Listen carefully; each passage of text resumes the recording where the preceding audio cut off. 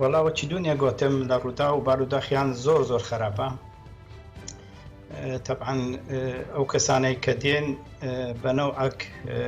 طبعا دەگیرێن لە ناو سیارەکان قەزاقچیەکان دەیان بن. وەچوو گۆتم 15,000 عسکەری لەو منطقە هەیە، محاڵە کەسە قورتاربی. هەتا بێتە ناو پۆلۆنیاش 20 کیلومتر دەگیرێ، دوایەوەی حدودی ئەڵمانیاش گیرایە. ئەو کەسانێک کە دەگەنە لای بن تەندروستیان زۆر خراپە، ئیوا هەیە لێدرایە، ئیوا هەیە وەکو بڵێ ناتانی قسەی بکە، یەکەکە گەدە ڕۆژ 20 ڕۆژ لەو غاباتانە بی بۆ سەرمایە نانی بنەخوا، ئاوی نەخوا، چی بەسەر دێ. طبعا ئیوا هەیە لێدرایە، پێشکایە، دەستی شکایە، ئیوا هەیە مەسەلەن نەخۆشیتکەی هەیە، یعنی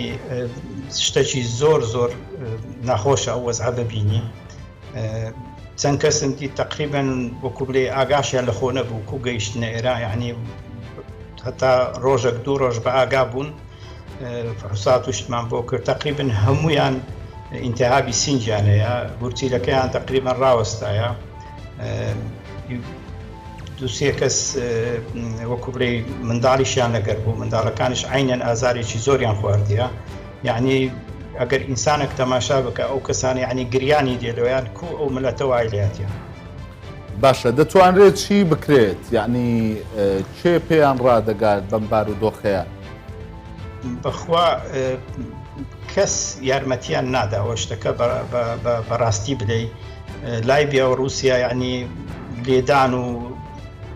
ڕەزالەتکردیان، یعنی بەو عادەتیان هین نەحدودێ. یعنی ڕاستە بە تیارە دێن بە خۆشوو دێنە بیاڵەڕووسیا لە مینسک دەچنە وتێلی، بەس ڕۆژی دووەم سارەی عسکەری وەکو بڵێن لۆریەکانی عسکەری دەستە بەر دەرگای وتێلەکە بە 150 کە سواریان دەکەن، وەکی حربی عالەمی دووەم کوب و ئەو هادایانهینن، داینە وەکی حیوانات حاشاک لەو ئینسانە، داینە سەر حدودی بەداران دەیان دەدەن دەبی بچنە لەی پۆلۆنیا. لەو بەرەش عسکەری ڕاوەستانە پۆلۆنی وەچی لە فیلمەکان هەموو دەیبینن. ئیوا هەیە مەسەلەن کەس نییە بە شەو دەربازیان دەکەن، لەو غاباتانە دادەنیشنە بۆ مەزارێکیان دی ئەوە دەردێن، وەچی دەردێن دەگیرێن. وەچی ئینسانێک وەکو هەندێک منەظەم هەیە محاولە دەکەن یارمەتیان بدەن، بەس ئەو یارمەتیەش سنووردارە، وەکو بڵێ ئاویان لۆ دەبەن یان خواردنیان لۆ دەبەن. یعنی ئەو منطقەیە تقریبا هەمووی بوویتە وەکو منطقەی حربی، یعنی نە ڕۆژنامە و نایەک وەکو بڵێن هەتا ئیسعاف و شتواش ناتانی بستە و منطقانە. شتەکە زۆر ناخۆشە، بەس کە هات نەخەستەخانە تەبعاً دەبی ئەمە یارمەتیان بدەین، یارمەتی زۆریشیان دەدەین، بەس چارەسەرەکەی ئەوەیە وەکو دونیا باسم کرد،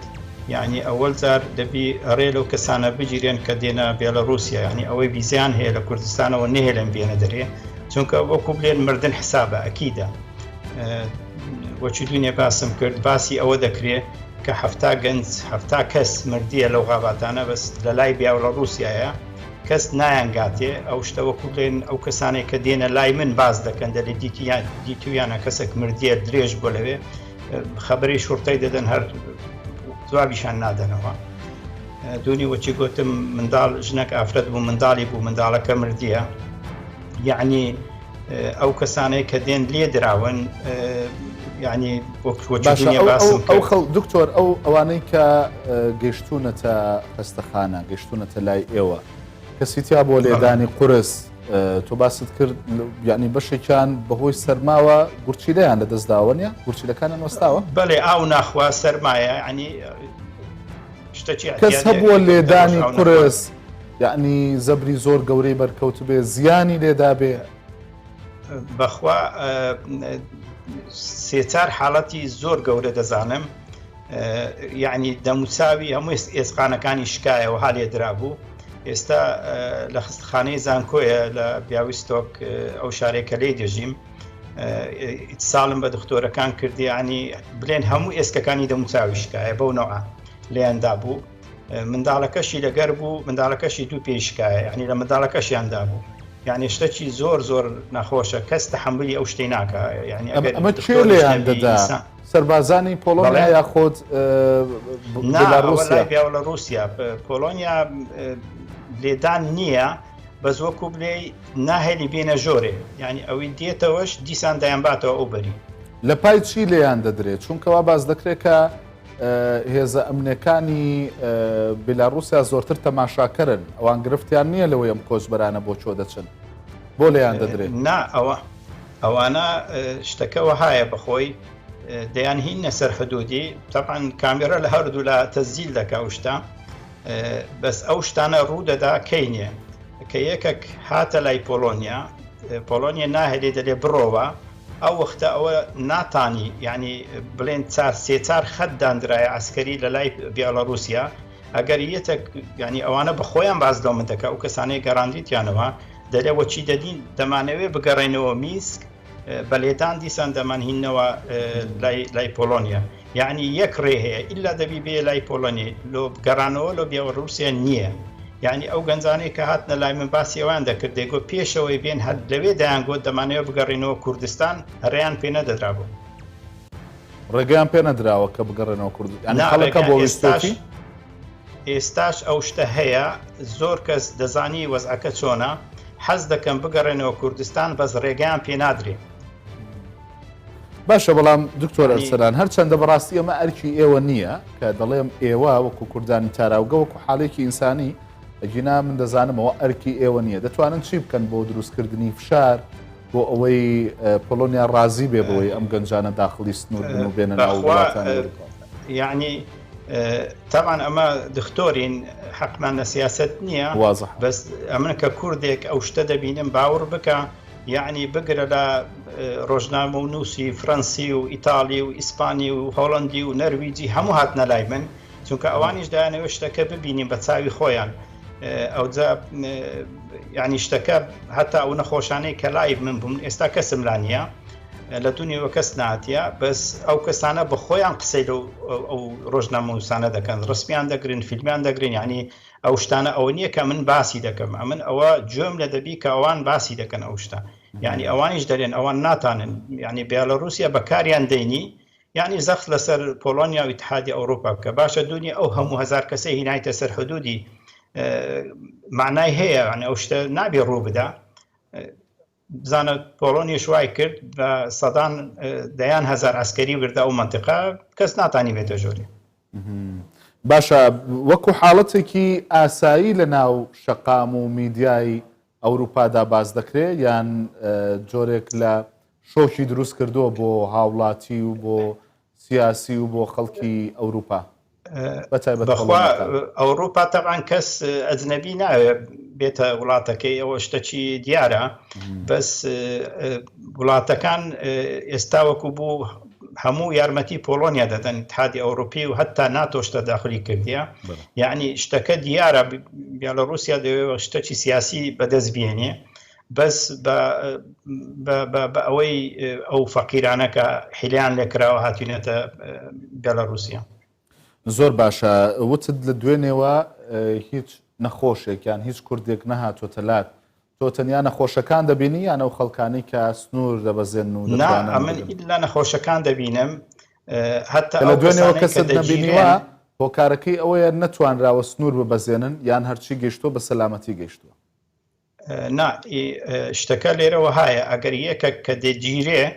ئەگەر بزانن تەندروستەکەی زۆر خراپ نییە هەر ئەمە پێشی نازانین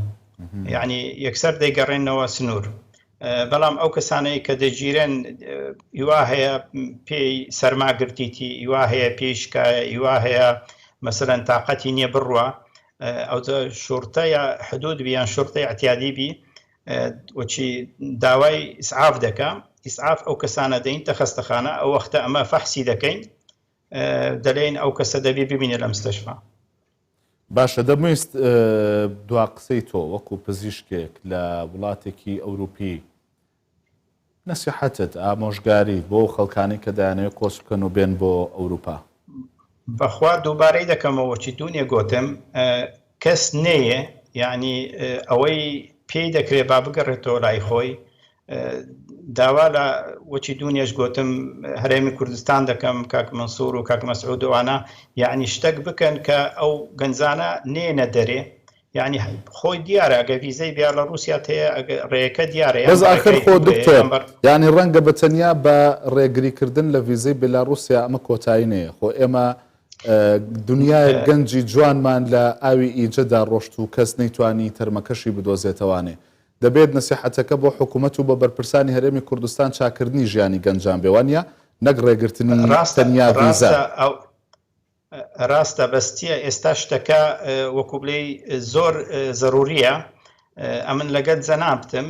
ئەو گەنجانە لۆ دەردێن هەموو بێئیشن بێکارن وەنیە یعنی دیارە شتەکە ساڵە و 2 ساڵ نییە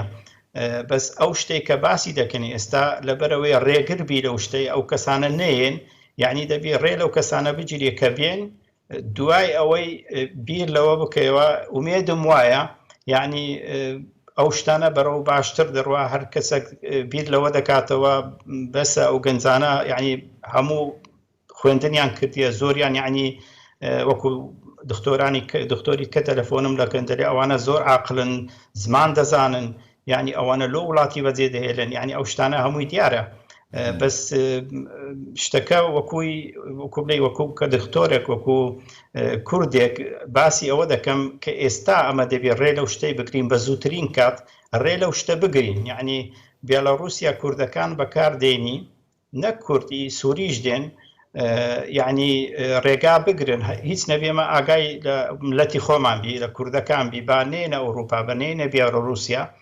ئەوە جستان دێ یعنی مردن مسۆگەرە پاشەوەی لەگەڵ جەنابتم شتێکی بکەین کە ئەو گەنجانە ینی ژیانیان ئیشیان بکەین کە بکارن کار بکەن بکارن مەزدەری وەکو بڵێ پارەیان هەبی کە نەچنە ئەوروپا ژیانێکی زۆر زەحمەتە یعنی نسبەتەکی کەم وەکو بڵێ کەسێک دەتانی